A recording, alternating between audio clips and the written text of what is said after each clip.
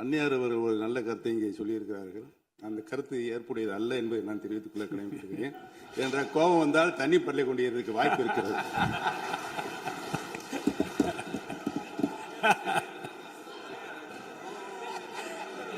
உறுப்பினர் பேசலாம். இப்போ தண்ணி பாட்டில் தான் வீசணும் கிடையாது, டம்ளர்ல கூட வீசி அடிக்கலாம். உறுப்பினர் ஒரு நிமிஷம். தலைவர் அவர்களே, நம்முடைய மாண்புமிகு முன்னாள் முதலமைச்சர் அண்ணன் ஓபிஎஸ் அவர்கள் ஒரு நிகழ்வை குறிப்பிட்டு அதை எரிவதற்கான தண்ணி பாட்டில் எரிவதற்கான வாய்ப்பு இருக்கிறது என்று சொன்னார்கள். ஒருவேளை அவருடைய தனிப்பட்ட அனுபவத்தின் காரணமாக அதை அவர்கள் இங்கே குறிப்பிடுகிறாரா என்பதை நான் அறிய விரும்புகிறேன். மாண்புமிகு உறுப்பினர். ஏன்னா காலையில இருந்து ரொம்ப காரசாரமாவே போயிட்டு இருந்துச்சு, அதனால ஒரு ஹாப்பியா நம்மளுடைய முதல்வர் பிறந்த நாள்ல எல்லாரும் சந்தோஷமா இன்னைக்கு நம்ம அவையை செய்வோம். இங்கு நான் சட்டமன்றத்திற்கு வந்த நாட்களில் இருந்து அவை பணியாளர்கள் எல்லாருக்கும் இது மாதிரி ஒரு டம்ளர்ல ஒவ்வொரு இடமா போய் தண்ணி கொடுத்துக்கிட்டு இருக்காங்க. இன்னைக்கு நம்ம ரொம்ப அட்வான்ஸ்டா போயிட்டு இருக்கோம். இன்னும் ஸ்டில் அந்த ஓல்டு மாதிரி போயிட்டு இருக்கு. இல்ல ஒரே ஒரு விஷயம், மாண்பு உறுப்பினர் இந்த தேன் பாய்ந்து அந்த வார்த்தை அவைக்குள் நீக்கப்படுகிறது. அதை எடுத்துருங்க. அடுத்ததுங்க, இது மாதிரி கொடுக்கறது ஒன்லி கிளீன்லினஸ் ஒண்ணு. அவை பணியாளர்களுக்கு நிறைய வேலை இருக்கு. ஒவ்வொரு டேபிளா அவங்க தவழ்ந்து கொடுக்கறது நமக்கே பார்க்கறதுக்கு ஒரு மாதிரி இருக்கு. ஸோ சிஎம்க்கு ஒரு ரெக்வெஸ்ட், பெட் பாட்டில்ஸ்ல ஒவ்வொரு டேபிள்லயுமே பாட்டில்ஸ் நீங்க குடி தண்ணீர் வச்சிடலாம். குடிச்சிட்டு அவங்கவுங்க இடத்துல அவங்கவுங்க வச்சிட போறாங்க. இதனால கவர்மெண்ட்டுக்கு எக்ஸ்ட்ரா செலவும் ஒன்றும் வரப்போறது இல்லை. அவங்கவுங்க இடத்துல வச்சிடலாம் அப்படின்ற என் கருத்தை நான் சொல்றேன். ஏன்னா இது டம்ளர்ல கொடுக்கறதும் அது மறுபடியும் கேட்கறதும் அவங்க வருவதும் அவங்களுக்கு நிறைய பணிகள். அது பதில் ஒவ்வொரு சீட்ல ஒரு பெட் பாட்டில்ஸ் மாதிரி கண்ணாடி பாட்டில்ல வாட்டர் வச்சுட்டு அவங்களுக்கு தேவைக்கு எடுத்துட்டு கொடுத்துடலாம். ஸோ இது பிறந்த நாள்ல முதலமைச்சருக்கு ஒரு கோரிக்கை வைக்கிறேன். அதுக்கு நாம நெகிழியில வேண்டாம், பிளாஸ்டிக் பாட்டில்ஸ் நம்ம அலோவ் பண்ண வேண்டாம், கண்ணாடி பாட்டில்ல நம்ம வைக்கலாம். உறுப்பினர். மாண்புமிகு பேரவைத் தலைவர் அவர்களே, அந்நியார் அவர் ஒரு நல்ல கருத்தை இங்கே சொல்லியிருக்கிறார்கள். அந்த கருத்து ஏற்புடையது அல்ல என்பதை நான் தெரிவித்துக் கொள்ள கடமைப்பட்டிருக்கிறேன். என்ற கோபம் வந்தால் தண்ணி பள்ளி கொண்டிருக்க வாய்ப்பு இருக்கிறது.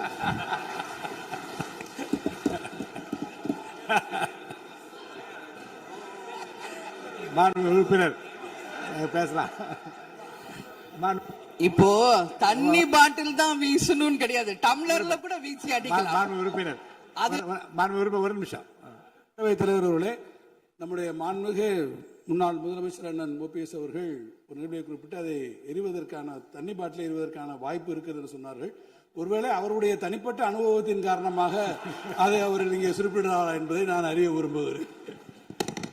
மாண்புமிகு உறுப்பினர். ஏன்னா காலையில இருந்து ரொம்ப காரசாரமாவே போயிட்டு இருந்துச்சு, அதனால ஒரு ஹாப்பியா நம்மளுடைய முதல்வர் பிறந்த நாள்ல எல்லாரும் சந்தோஷமா இன்னைக்கு நம்ம அவையை செய்வோம். சோ பாட்டில் தான் வீசணும்ன்றது இல்ல, வன்முறைக்கு வேண்டும் என்றால் இங்க எவ்வளவோ இருக்கு, எது வேணாலும் வீசலாம். பட் நம்ம எண்ணம் அது கிடையாது. நிச்சயமாக தண்ணீர் என்றாலே பிரச்சனை தான் போல இருக்கு. அது காவேரி தண்ணீரா இருந்தாலும் டாஸ்மாக் தண்ணீரா இருந்தாலும் அது ஒரு பிரச்சனையா தான் இன்னைக்கு மக்கள்கிட்ட இருக்கு. உறுதியாக காவேரியிலும் சரி மேகதாதுலும் தமிழ்நாடு சட்டமன்ற உறுப்பினர் மட்டும் இல்ல, யாரும் அதற்காக விட்டு கொடுக்க போவதில்லை என்பது உறுதி. இன்னைக்கு நம்ம முதல்வர் அவரும் புதிதாக முதல்வராக இருக்கிறார். கர்நாடகா முதல்வரும் முதல் முறை முதல்வராக வந்திருக்கிறார். கேரள முதல்வரும் முதல் முறை முதல்வராக வந்திருக்கிறார்கள். சோ 3 முதலமைச்சர்களும் ஒன்று நட்பு ரீதியாக பேசி இந்த பிரச்சனைக்கு தீர்வு காணலாம். அப்படி இல்லை என்றால் அவங்க சொல்றது கேட்கலன்னா பக்காவா நம்ம சட்ட ரீதியாக ரொம்ப ரொம்ப பழமையான ஒரு விஷயத்தை அன்னைக்கு நான் சொன்ன மாதிரி பேசிக்கிட்டே தான் இருக்கிறோம்.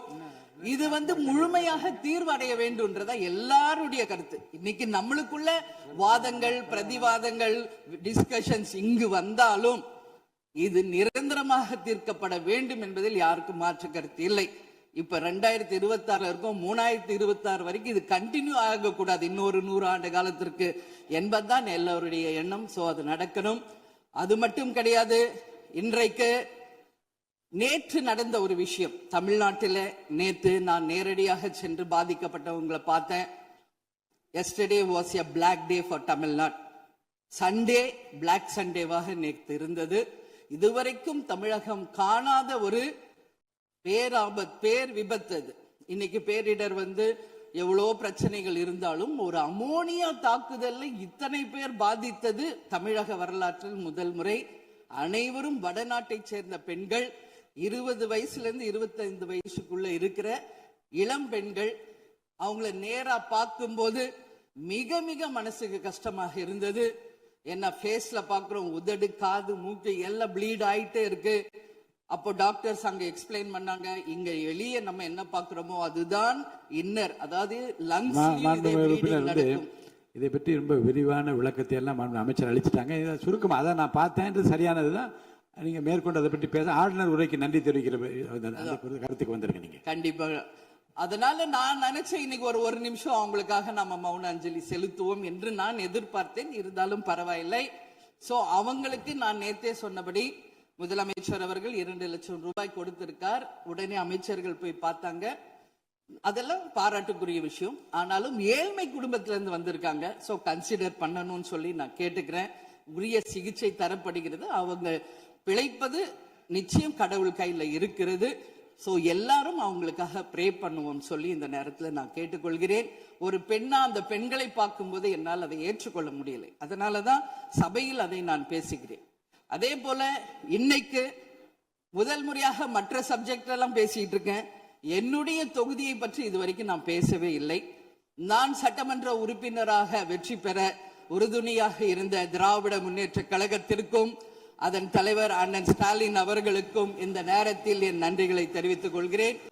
விருதாச்சலம் தொகுதி 2006 புரட்சி கலைஞர் கேப்டன் அவர்கள் முதல் முறையாக வெற்றி பெற்று ஒரு சரித்திர சாதனை படைத்த தொகுதி. மீண்டும் அந்த தொகுதியிலேயே என்னை வெற்றி பெற செய்த விருதாச்சலம் தொகுதி மக்களுக்கு என்னுடைய மனப்பூர்வமான நன்றிகளை இந்த அவையிலே தெரிவித்துக் கொள்வதில் பெருமை அடைகிறேன்.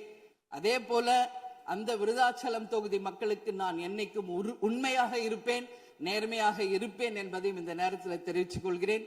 அவைத்தலைவர் அவர்களே, இதுல விருதாச்சலம் தொகுதிக்கு தேவையான அத்தனை விஷயங்களும் நான் எழுதியிருக்கேன். அவை நேரத்தை நான் அதிகம் ஏற்றுக்கொள்ள எல்லாருக்கும் வாய்ப்பு தரணும் அப்படின்றதுனால ஒரு 3 பாயிண்ட் மட்டும் சொல்றேன். முடிந்த பிறகு இதை உங்க நேரடியா உங்க கையில் நான் தருகிறேன்.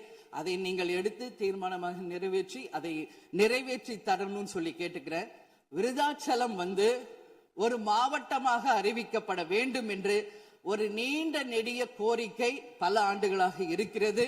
அதுதான் அங்கு எல்லா மக்களினுடைய விருப்பம். அதை நீங்கள் முதல்வர் அவர்களும் அவைத்தலைவர் அவர்களும் கவனத்தில் கொண்டு விருதாச்சலத்தை ஒரு தனி மாவட்டமாக அறிவிக்க வேண்டும் என்பதை இந்த நேரத்தில் நான் சொல்கிறேன். அதே போல பீங்கான் தொழிற்சாலை மற்றும் கல்லூரி தமிழ்நாட்டில் வேறு எங்குமே கிடையாது. அது விருதாச்சலத்துல மட்டும்தான் இருக்கு. கவர்மெண்ட் அந்த ஃபேக்டரியும் சரி, ஒரு காலேஜும், பட் ரொம்ப ரொம்ப ஒரு நலிவுற்ற நிலையில் இருக்கிறது.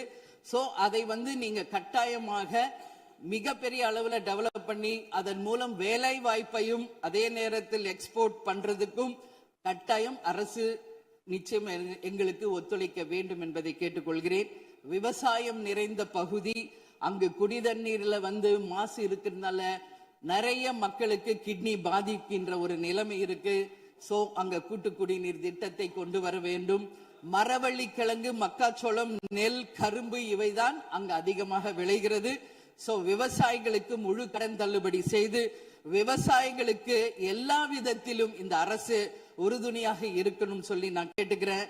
அதே போல டெல்டா பிரச்சனை மட்டும் கிடையாது, இது தமிழ்நாடு பிரச்சனை.